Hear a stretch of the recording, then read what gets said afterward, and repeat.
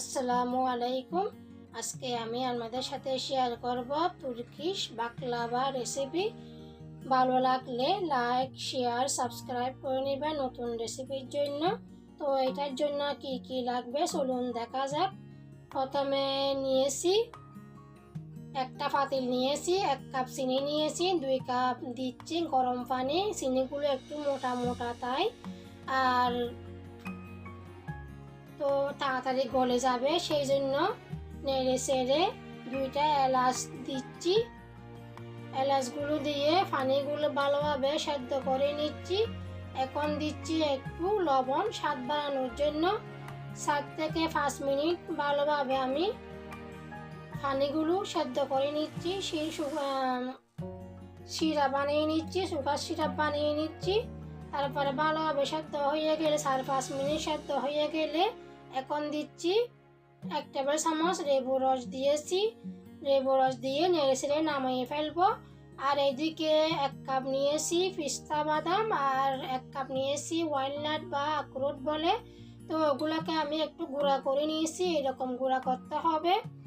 আর এদিকে একটা baking tray নিয়েছি, ওখানে ভালোভাবে বাটার লাগিয়ে নিচ্ছি। আর এখানে নিয়েছি স্প্রিং রোল শিট নিয়েছি, যেগুলো আমরা রোল বানাই ওগুলো।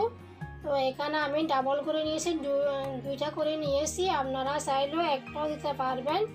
তো আমি 2টা নিয়েছি। এগুলো চাইলেও আপনারা ঘরের মধ্যে তৈরি করতে পারবেন, কিন্তু ঘরের মধ্যে তৈরি করলে অনেক ঝামেলা।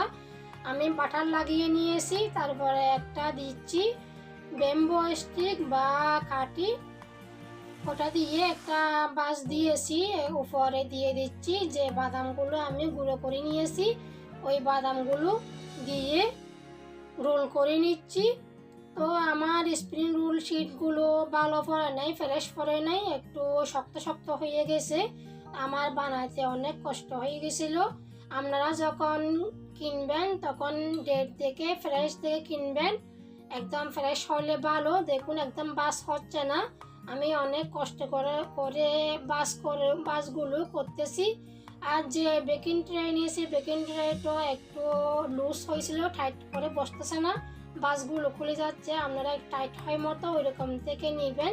আমারটা একটু বড় হয়ে গেছে সেজন্য। তো আবার দেখাচ্ছি, এইরকম করে একটু দেখাচ্ছি। এইরকম বাস হইলে খুব ভালো লাগে, সুন্দর লাগে, কিন্তু আমারগুলো এরকম বাস হচ্ছে না। তো আপনারা এরকম বাস হয় মতো আপনারা ট্রাই করবেন, চেষ্টা করবেন এরকম করে। তো আমার ওগুলো একটু কষ্ট হয়ে গেছিল, সেটা দেখাচ্ছি, না হলে তখন লাগতো না, তাড়াতাড়ি হয়ে যায়। একটা ভুল করছিলাম। তো আমি এটা সবগুলো বেকিং ট্রের মধ্যে নিয়ে নিয়েছি। বেকিং ট্রে নিয়ে ওখানে যে বাটারগুলো আমি আগে থেকে গলিয়ে রাখছিলাম, ওই বাটারগুলো ভালোভাবে লাগিয়ে নিচ্ছি। তারপরে একটা ছুরির সাহায্যে কেটে নিব, পছন্দ মতো করে কেটে নিব। আপনারা আপনাদের পছন্দ মতো করে আপনারা কেটে নিতে পারেন। তো আমি আমার পছন্দ মতো করে সবগুলো কেটে নিচ্ছি। ছুরির সাহায্যে আমি 2 টুকরা করতেছি, 2 সাইডে 2 ভাগে কেটে নিচ্ছি। আপনারা চাইলে আরও ছোটো করতে পারবেন, বড় করতে পারবেন। এখন আমি 180 ডিগ্রির মধ্যে 30 থেকে 35 মিনিট বেক করে নিয়েছি। তারপরে যে চিনির শিরাগুলো তৈরি করছি, ওই চিনির শিরাগুলো আমি গরম গরম উপরে দিয়ে দিচ্ছি। এগুলো গরম গরম দিতে হবে। তো চিনির শিরাগুলো দেওয়ার পরে উপরে দিয়ে দিচ্ছি যে বাদামগুলো আমি তৈরি করছিলাম, ওই বাদামগুলো দিয়ে দিচ্ছি, সবগুলোর মধ্যে দিয়ে দিচ্ছি। আর দিয়ে দিচ্ছি টুটি ফ্রুটি, একটু কালার হওয়ার জন্য দিচ্ছি। ভিডিওটা রাত্রে বানাইছিলাম, সেজন্য একটু কালো কালো লাগতেছে।